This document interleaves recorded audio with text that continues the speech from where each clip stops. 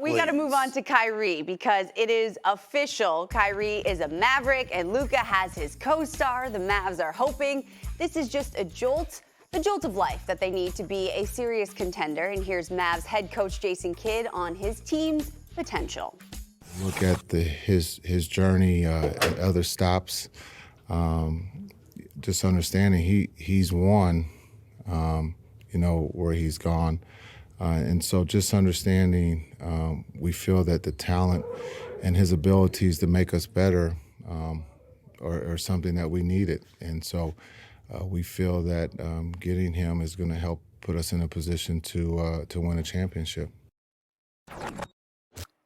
Well then. All right, Tim, with Kyrie joining Dallas, just how good will the Luka and Kyrie duo be? Well, I know we all want answers immediately without having seen them play, and they want us to be right, Stephen A. They want us to I'm supposed to know right now how this is going to go. Exactly. Come on, man. That's what makes you legs. That's what makes you legs. Come man. on. That's what it is. We're talking about one of the most unpredictable dudes this league has ever seen. So I don't know, but here's what I will say. What's the ceiling? The ceiling is that this works. This gels. They click. They find rhythm. Luka is the guy that has to make the adjustment. Kyrie doesn't have to make the adjustment. Kyrie can go be the guy that he has been when he has been in that second seat and been very successful alongside LeBron James, alongside, in the limited time they played together, Kevin Durant. He's going to be in that role again. He knows what he's brought in there to do, so he can just be himself. Luka Doncic is the guy that's going to have to adjust, and this is a guy that likes to dribble the basketball deep into the clock. He likes to probe and explore and take his time and try to take advantage of whoever matchup he sees in front of him. And by the time he passes it, he expects you to shoot it. Whether it's a three or a lob or a pocket pass, this is going to be different now. He's never had an offensive player like this alongside of him, so the ball's got to come out earlier. They know what they're going to do when he's on the bench. It's Kyrie's show now. That's going to address a glaring need for this team. What do they do together? That's the fascinating component to this. I'm not going to write it off because if they figure it out, this is the most dangerous scoring tandem in the Western Conference. Now, they're going to be terrible defensively. Let's make no bones about it. This team is not going to be able to keep anybody in front of them on the perimeter.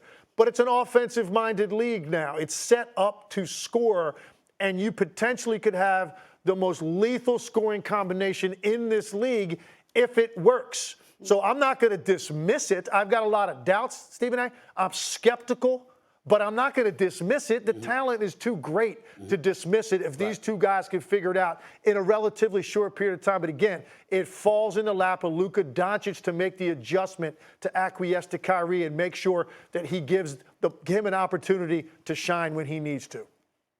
Stephen A., what do you How about the choice of Jason Kidd to wear the hat yesterday with the dice on it?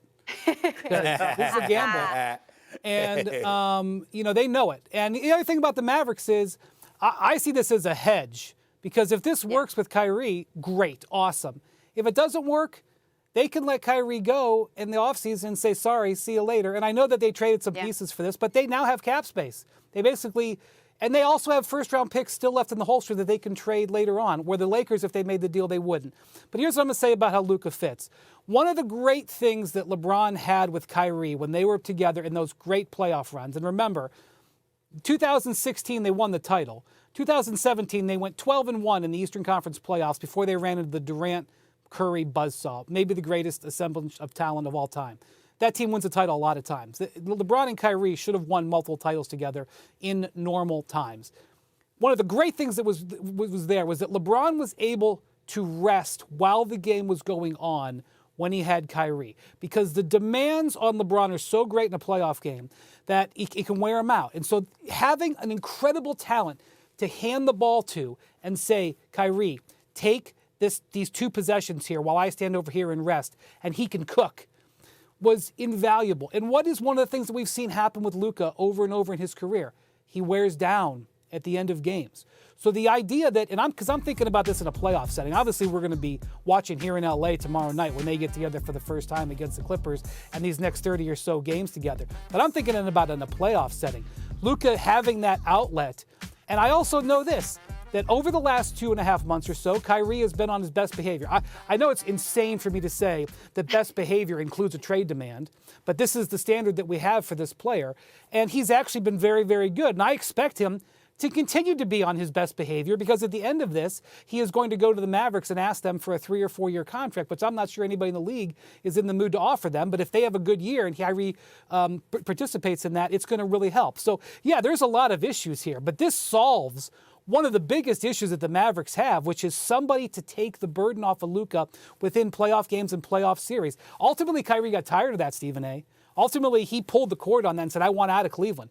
But it was an ideal situation next to LeBron. If you're Jason Kidd and the Dallas Mavericks, the expectation, Tim Legler's right, is that you're going to be horrid defensively. As I articulated yesterday, Wendy, 2 legs. You can be such a juggernaut offensively that helps your defense because it pressurizes the opposition to be more efficient because they know they can't stop you. That is what the plan is for the Dallas Mavericks to be efficient. I am not nearly as worried about Kyrie Irving as you explained. Legitimately, I get where you're coming from, but I'm not nervous. Here's the reason why. Kyrie wants to get paid. You have no shot in hell of getting paid if this doesn't work for him. If Kyrie Irving doesn't show up and show out, especially similar to what we saw him do in Brooklyn this year, he's got no shot at getting his money. It's just that simple. Mark Cuban, Nico Harrison, those brothers not going to pay him. But we also, I think that so many people have been focused on Kyrie, they're not focusing enough on Dallas and why Dallas has elected to do this. Dallas wants to see if Luka's going to give up the ball. Dallas wants to see how Luka's going to look playing alongside another superstar. Dallas wants to see what else Luka has in his repertoire, because if anybody's qualified to know what it's going to take to be a champion as a point guard, it would be Jason Kidd. And so when you consider what Wendy just pointed out, how you've got additional first-round picks down the pike, and you've got the prospect of being able to play in free agency because you could free up some money if indeed stuff doesn't work with Kyrie, or if Kyrie says, you know what, I like the situation, but I like L.A. even more. That is not beyond the realm of comprehension. Dallas is not L.A. Now, to some people, that does not matter. To some people like me, no state income taxes. That would definitely be a prevalent thought in my mind. I would think about there's no state income tax in the state of Texas, where in California they'll take most of my money. And that would play a role for me. Others would be like, the weather, the sunshine, and other amenities that don't need to be mentioned. This would be a perfect place for me to be, and this is where I'd rather be rather than Dallas. We don't know. The point is, if you're the Dallas Mavericks, you're playing with house money, because you got the specter of him potentially wanting to stay. You have to have him produce at a high level to elevate his marketability. You have the opportunity to let him go and free up cap space for yourself and start anew to some degree with additional picks. You've got all the options on your table. And at the same time, you're deciphering more about Luka Doncic and what he's going to require in order for this team to be successful. I think Dallas is in a very potent situation. They are playing with house money because the one thing Kyrie can't afford to do, and I personally think he's incapable of doing, is going out there and playing like garbage. He's just too spectacular. He's too sensational. He's going to show up and show out in Big D. There's no doubt about that. The question is, what is that going to do for the Dallas Mavericks, and specifically Luka Doncic? Because he's the franchise, and those two egos. Kyrie, why would Kyrie take a back seat to Luka Doncic? Kyrie is just as spectacular. He can score just as well. And on top of it all, he's a champion. Luka's trying to become one. Why would Kyrie take a back seat? That's where it gets very interesting. And that's the thing, is can those two work together? Well, that's not going to be on just Kyrie. That's going to be on Luka too. But I will say, Jason Kidd being the head coach helps that. It's mostly Luka. He's got to make the adjustment. Yes. Kyrie's brought in there to be Kyrie Irving. He's been the Luka captain of that Doncic ship. has to figure out a way to appease Well, real quick, guys, hold on for a second. Yeah. Question for you, Tim. Yeah. Kyrie would be the 2 guard. Yes, absolutely.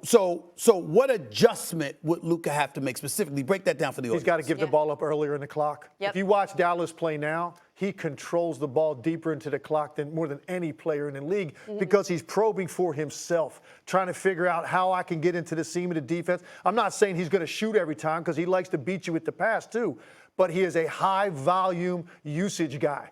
Yeah. Now you've got Kyrie Irving. The ball's got to be advanced up the floor a little bit. The ball's got to be given up earlier in the clock. Yo, go, you go. It's your side of the floor now. Luka's not going to move much without the ball. So when he doesn't have it, he's going to be kind of chilling. Kind of like Harden did in Houston when he didn't have it. That's kind of what it's going to look like. He's not going to be cutting and slashing and all this stuff, but he's got to give it up earlier in the clock so Kyrie Irving is not put in situations where now he's got little time to work with to try to go make something happen. That leads to bad shots. But doesn't that help Kyrie, the fact that Luka doesn't move that much? Because Kyrie obviously is someone who will, and he'll do what it takes to get his offensive game flowing. So because Luka is relatively limited movement-wise, isn't that going to help Kyrie? 100%. And I'm not even saying it's a bad thing that he plays that way. What I'm saying is, though, since he does play that way, well, then you need to give Kyrie Irving the ball and give him plenty of time to go do his thing. I agree. The greatest thing about this for Luka, without question, he is tired of going to the bench up 6 to get a cup of water and check back in down 8. He's tired of that. This addresses that. When Luka is out of the game, their offense can operate at the same level of efficiency because you now have one of the true superstar scorers in the game. That's their glaring need. And neither you nor Wendy brought up this point. The style of play in the West is different than what you're dealing with in the East. Even though Boston could push the ball up the floor, they've got some size. Tatum is a tall dude. Jaylen Brown's a tall dude. Robert Williams, his presence, their defensive prowess, unquestionable. We know what Milwaukee brings to the table. We know what Philadelphia brings to the table. Going out the West, it is the wild, wild West for Kyrie compared to what play, what style of play exists in the Eastern Conference. Kyrie should flourish. Thanks for watching ESPN on YouTube. For live streaming sports and premium content, subscribe to ESPN+.